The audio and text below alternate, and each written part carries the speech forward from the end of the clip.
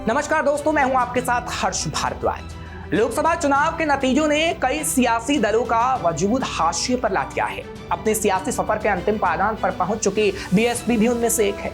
लोकसभा चुनाव ने बीएसपी के भविष्य पर एक बड़ा सवाल खड़ा कर दिया। बीएसपी की बची कुची साख बचाने के लिए मायावती ने अब बड़ा फैसला लिया। इस फैसले को बीएसपी को बचाने की आखिरी कोशिश भी कह सकते हैं, क्योंकि अब शायद दलितों की सबसे बड़ी हितैषी कही जाने वाली बीएसपी खत्म हो जाएगी। ऐसा हम क्यों कह रहे हैं, देखिए इस खास रिपोर्ट। ये बीएसपी का अंतिम काल है। क्या खात्मे की कगार पर है मायावती की बहुजन समाज पार्टी? क्या वेंटिलेटर पर आखिरी सांसें गिन रही है बीएसपी? कभी दलितों की मसीहा कही जाने वाली मायावती इन दिनों खामोश है। ये खामोशी कुछ कहती है। ये खामोशी पार्टी के दलित नेताओं को परेशान कर रही है। मायावती की ये खामोशी दरअसल इशारा कर रही है कि बीएसपी में सब कुछ ठीक नहीं है। पार्टी में कई बदलाव किए गए। मायावती ने अपने भतीजे आकाश आनंद को पद से हटाया और फिर से बिठा दिया, लेकिन पार्टी के हालात में सुधार नहीं हुआ। अगर पिछले कई चुनावों पर नजर डालें तो बीएसपी धीरे धीरे गर्त की तरफ जाती दिख रही है और ये बात मायावती को परेशान कर रही है। कहा जा रहा है कि मायावती के लिए सियासत की राह मुश्किल हो गई है। इसके कई कारण हैं। कोई उनके रणनीति पर सवाल उठा रहा है तो कोई उनको मजबूर बता रहा है। ये सवाल इसलिए खड़े हो रहे हैं क्योंकि मायावती लगातार कुछ ऐसे फैसले ले रही है जो उनकी परेशानी को बयां करता है। चाहे पहली बार उपचुनाव में उतरने का फैसला हो या फिर हरियाणा में बड़े पैमाने पर चुनाव लड़ने का, ये बात इशारा कर रहे हैं कि मायावती इस समय वो मायावती नजर नहीं आ रही है जो एक दौर में अपने सटीक फैसले के लिए जानी जाती थी।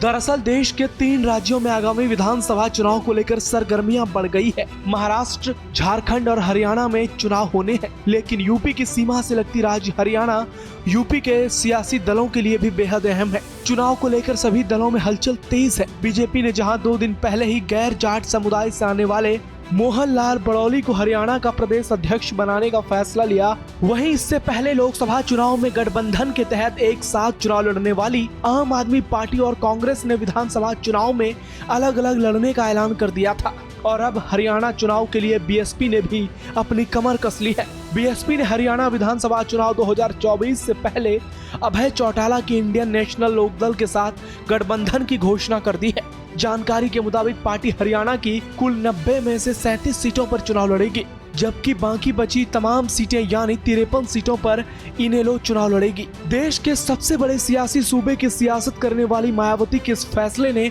हर किसी को हैरान कर दिया। हालांकि ये कोई पहला मौका नहीं है जब बीएसपी हरियाणा में चुनाव लड़ेगी, लेकिन स्थानीय पार्टी से गठबंधन कर चुनाव में उतरना ये फैसला चौंकाने वाला है। ऐसे में इस फैसले के सियासी मायने क्या है वो आपको बताते हैं। दरअसल मायावती अक्सर अपने फैसले से सबको चौंकाती आई है।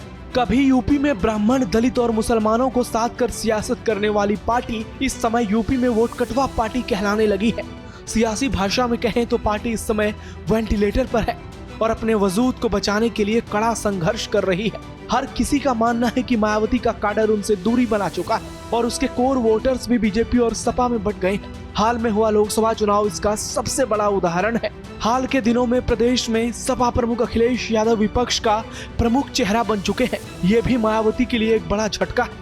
चंद्रशेखर रावण की सियासत में एंट्री और फिर सांसद बनना भी मायावती को नागवार गुजर रही है। नेतृत्व का संकट कुछ ऐसा है कि मायावती की पार्टी विपक्ष के सिनेरियो से पूरी तरह गायब हो चुकी है। 0 सीटों पर सिमटकर पार्टी का वोट शेयर भी घटता जा रहा है। लोकसभा चुनाव में पार्टी का वोट शेयर 9.39% तक सिमट चुका है, जबकि दूसरी ओर बीते कई दशकों से हाशिए पर जा चुकी कांग्रेस का वोट शेयर मायावती के बराबर हो गया। बीएसपी का जनाधार यूपी समेत अन्य राज्यों में भी कम हो रहा है। राजस्थान, मध्य प्रदेश, बिहार, महाराष्ट्र और पंजाब जैसे राज्यों से पार्टी पूरी तरह साफ हो चुकी है। ऐसे में अब देखना काफी दिलचस्प होगा कि हरियाणा के विधानसभा चुनाव में इनेलो से गठबंधन करना बीएसपी को कितना फायदा पहुंचाता है। क्या ये बीएसपी के रिवाइवल की कहानी बनेगा या फिर बीएसपी का वजूद पूरी तरह खतरे में चला जाएगा, जिस पर अंतिम फैसला यूपी के विधानसभा चुनाव में आएगा, जो 2 साल बाद 2027 में होने वाला है।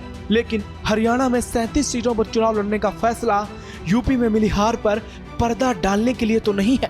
ऐसा कई लोगों का मानना है। कहा तो ये भी जा रहा है कि जब से दलितों के नेता कहे जाने वाले चंद्रशेखर रावण नगीना से लोकसभा चुनाव जीते हैं, उसने मायावती की चिंता बढ़ा दी है। मायावती को इस बात का डर है कहीं उनकी खिसकती दलित वोट आने वाले समय में चंद्रशेखर रावण को ट्रांसफर न हो जाए। इसलिए अपने वोटरों को एक संदेश देने के लिए मायावती ने हरियाणा में इनेलो से गठबंधन किया है।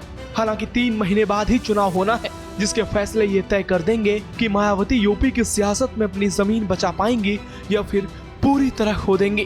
कहने का मतलब साफ है कि विधानसभा चुनाव के नतीजे ये बता देंगे कि मायावती यूपी में आगे की सियासत कर पाएंगी या फिर नहीं। ब्यूरो रिपोर्ट, श्रेष्ठ यूपी। फिलहाल ऐसी और खबरों के लिए आप देखते रहिए श्रेष्ठ यूपी। यूपी की हर खबर देखने और उनसे अपडेट रहने के लिए हमारे चैनल श्रेष्ठ यूपी को सब्सक्राइब और लाइक करें। साथ ही बेल आइकन को दबाना ना भूलें, जिससे हमारे हर वीडियो की जानकारी आप तक पहुंचती रहे।